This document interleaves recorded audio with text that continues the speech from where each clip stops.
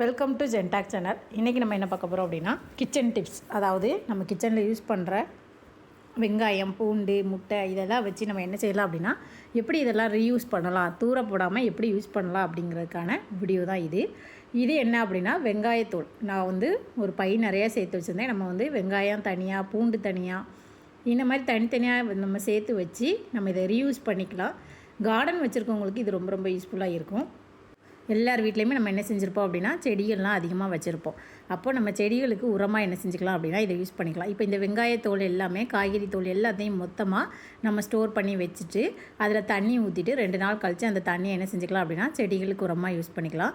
இன்றைக்கி நம்ம வெறும் வெங்காயத்தோல் மட்டும்தான். இந்த வெங்காயத்தோல் நமக்கு ஒரு பை நிறையா இருக்குது. அதனால் நான் என்ன செய்யப்படுறேன் அப்படின்னா இந்த மாதிரி ஒரு சின்ன தலவாணி உரை எடுத்துக்கோங்க. அது உள்ளே நீங்கள் என்ன செஞ்சுக்கலாம் அப்படின்னா இதை வச்சுக்கலாம். என்னோடய தலவாணி உரை கொஞ்சம் பெருசு தான். சின்னதாக இருந்துச்சுன்னா இந்த வெங்காயத்தோலுக்கு அதிகமாக இல்லாமல் எந்த அளவுக்கு வெங்காயத்தோல் இருக்கோ அதுக்கு ஏற்றாக்கில் நீங்கள் என்ன செஞ்சுக்கலாம் அப்படின்னா தலவாணி உரை வச்சுக்கலாம். அப்படி இல்லைன்னா ஒரு காட்டன் துணி எடுத்து நல்லா ஃபோல்ட் பண்ணி நீங்கள் யூஸ் பண்ணிக்கலாம். இதை எதுக்கு யூஸ் பண்ண போகிறோம் அப்படின்னா இந்த மாதிரி வெங்காயத்தோல் எல்லாத்தையுமே தலவாணி உரையில் வச்சுட்டு இதை நம்ம என்ன செய்யலாம் அப்படின்னா நம்ம உட்கார்றப்ப நம்ம இந்த தலவாணி மேலே உட்காந்துக்கலாம். அதாவது வெங்காயத்தை தொலி எல்லாத்தையுமே ஸ்டோர் பண்ணி வச்சு இது உள்ளே ஸ்டஃப் பண்ணிவிட்டு அதுக்கப்புறமா என்ன செஞ்சுக்கலாம் அப்படின்னா இதை நல்லா ஃபோல்ட் பண்ணுங்கள். அப்படி இல்லைன்னா நல்லா தச்சுட்டு நீங்கள் சேர்லையோ சோஃபாலையோ இல்லை நம்ம டிரைவர்ஸாக இருந்தோம்னா டிரைவிங் பண்ணுறப்ப அந்த சேரில் எல்லாத்துலேயுமே நீங்கள் என்ன செஞ்சுக்கலாம் அப்படின்னா இந்த மாதிரி ஒரு பில்லோ மாதிரி ரெடி பண்ணிவிட்டு அதுக்கு மேலே நம்ம உட்கார்ந்தோம் அப்படின்னா நம்ம உடல் சூடு நல்லா தணியக்கூடியது இந்த வெங்காயத்தோலில் இருக்குது. பைல்ஸ் பிரச்சனை இருக்கிறவங்களுக்குலாம் இது ரொம்ப ரொம்ப யூஸ்ஃபுல்லாக இருக்கும்.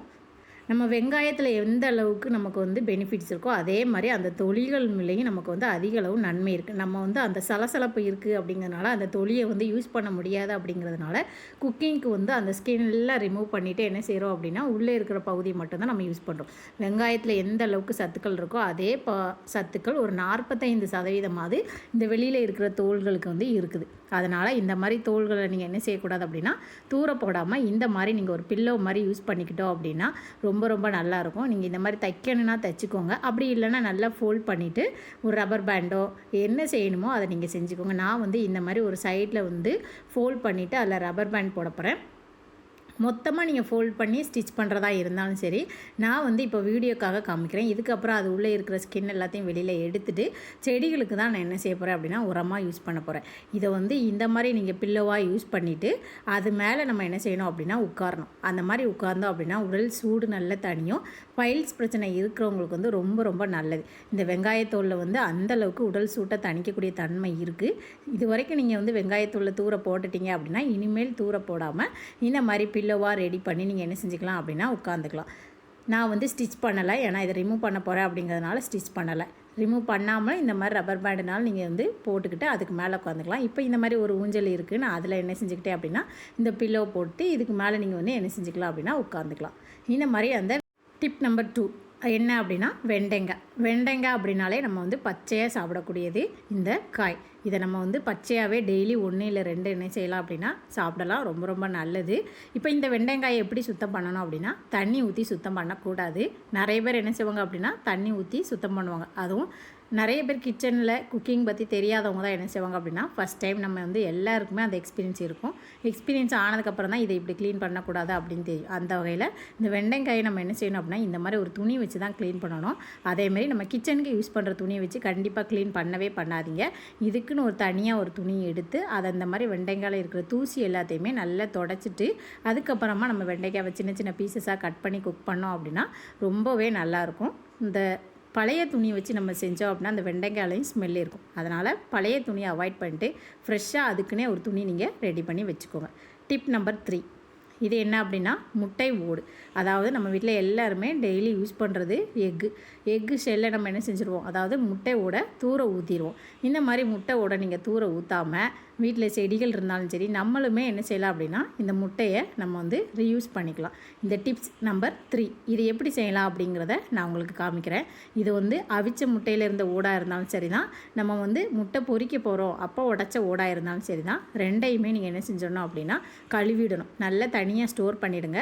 ஸ்டோர் பண்ணிவிட்டு நல்ல தண்ணி ஊற்றி அந்த முட்டையில் இருக்க ஸ்மெல் எல்லாம் போகக்கூடிய அளவுக்கு நல்லா கழுவிடணும். கழுவிட்டு அதில் இருக்க தண்ணி எல்லாத்தையும் வடிச்சிட்டு இந்த முட்டை தோலை என்ன செய்ய போகிறோம் அப்படின்னா சன்லைட்டில் ஒரு 2 நாள் நீங்கள் நல்லா காய வைங்க. 2லேருந்து 3 நாள் கூட தாராளமாக காய வைக்கலாம். முட்டை வந்து நம்ம கையில் எடுத்த உடனே நல்லா நொறுங்கணும். அப்பளம் மாதிரி நொறுங்கக்கூடிய ஸ்டேஜில் வர்றப்ப நீங்கள் வெயிலிருந்து தூர எடுத்துங்க. இப்போ பாருங்கள், நான் ஒரு 3லேருந்து 4 நாள் கூட வச்சுருக்கேன். கூடுதலாகவே தான் வச்சுருப்பேன்.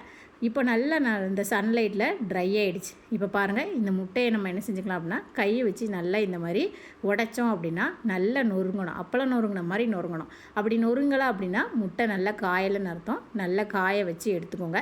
எவ்வளோத்துக்கு எவ்வளோ இந்த மாதிரி நல்லா நொறுங்குதோ அந்த அளவுக்கு நமக்கு அந்த பவுடருமே நல்லா சாஃப்டாக இருக்கும்.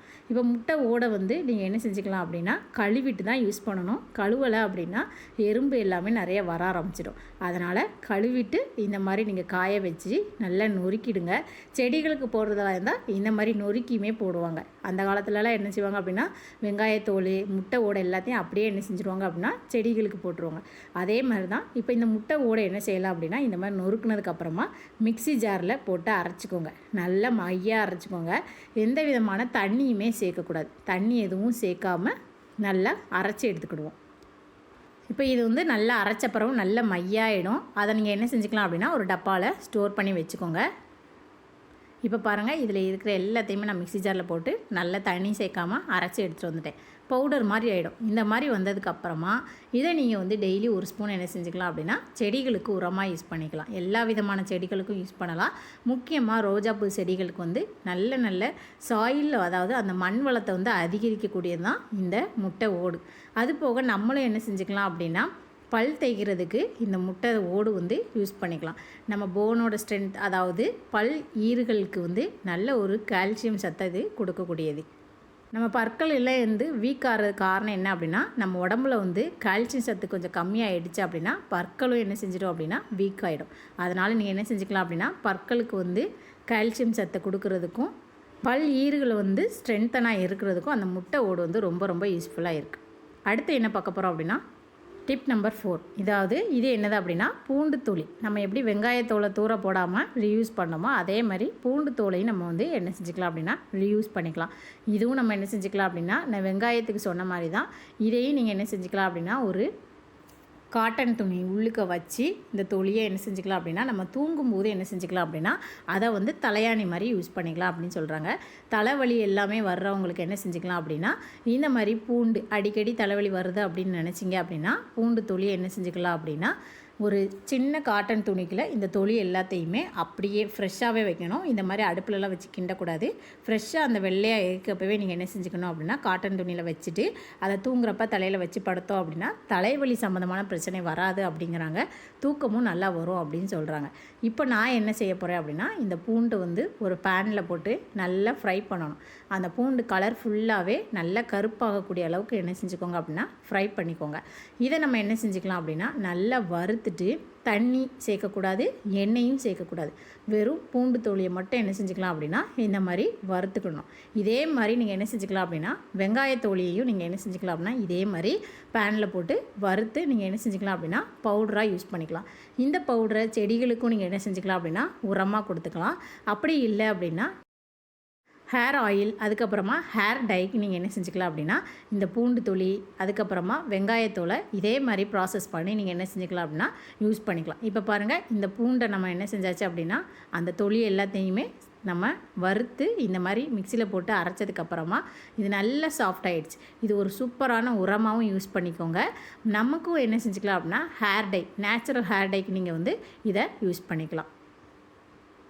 டிப் நம்பர் 5 என்ன அப்படின்னா இந்த மாதிரி நம்ம வீட்டில் ஏதாவது ஒரு புது பாத்திரம் வாங்கினோம் அப்படின்னா அதில் இருக்கிற ஸ்டிக்கரை எடுக்கிறப்ப நமக்கு என்ன செய்யும் அப்படின்னா தண்ணியில் வச்சு நீங்கள் வந்து அலசிட்டு எடுத்தாலுமே அதில் அந்த பிசுபிசுப்பு தன்மை வந்து போகவே போகாது. அந்த ஸ்டிக்கர் வந்து பாதி வந்து கிழிஞ்ச மாதிரி இருக்கும், மீதி வந்து கிழியாத மாதிரி இருக்கும். அதுக்கு நீங்கள் என்ன செஞ்சுக்கலாம் அப்படின்னா அந்த ஸ்டிக்கர் இருக்கிற பகுதியை இந்த மாதிரி பர்னரில் காமிச்சாலும் சரி லைட்டாக ஹீட் பண்ணிவிட்டு நீங்கள் லைட்டாக ஹீட் பண்ண உடனே அதை என்ன செஞ்சிடும் அப்படின்னா அந்த பாத்திரத்தை விட்டு வெளியில் வந்துடும் அந்த ஸ்டிக்கர்.